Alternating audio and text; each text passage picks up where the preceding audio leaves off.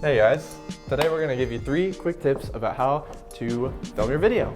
So let's go to the first one. Okay, first tip is when you're hand holding the camera. So what a lot of people do is they try to get the camera and they try to almost make their body a tripod where they just keep it as still as possible. The thing is, your hand, especially this hand because it's hurt, this hand, like, you shake all the time. So you do that with the camera.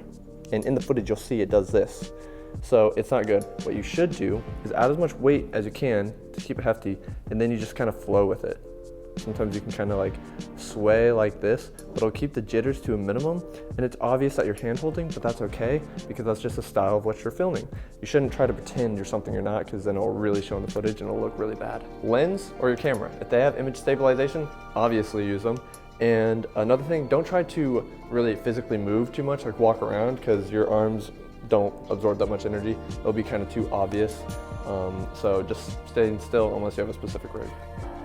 Sometimes when you get used to holding a camera, you kind of get too confident and you forget some things. So I made a checklist that I'll always try to run in the back of my mind before I hit record, right? A lot of times I put it on a piece of tape or a Post-it note. I actually put it right behind here so you can always have it. Find your camera. Here's the things you check. So look over all this before you hit record, and that's why, so I don't forget, I just stick it on the back of my camera behind my screen. So whenever I flip it out, I can see it.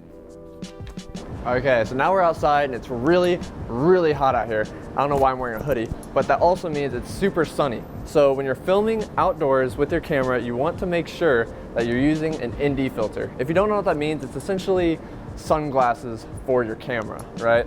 So if you know anything about cameras, you have to make sure the exposure is right. If it's too bright, what you usually have to do is crank down the aperture. That doesn't really make your footage look that great if that's not the effect you're going for. So we're in direct sunlight here, and this is without an ND filter and without stopping down the aperture. So as you can see, Toby is completely white. He's waving right now and you can barely see his hand. Everything is completely blown out. That's gross.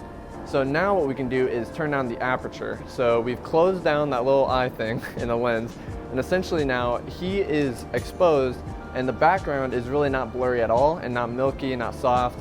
And then this shot is with the ND filter. As you see, same exposure decently, but the background is much more like soft and bokeh out of focus. If you have anything on your lens or your sensor, it's more forgiving, all that stuff. So it's just something to keep in mind. So down below are a few links to some ND filters that you can check out. Just remember, check your filter size.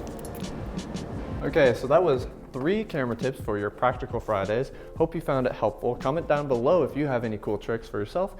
And yeah, I guess I'll see you next time I'm on camera.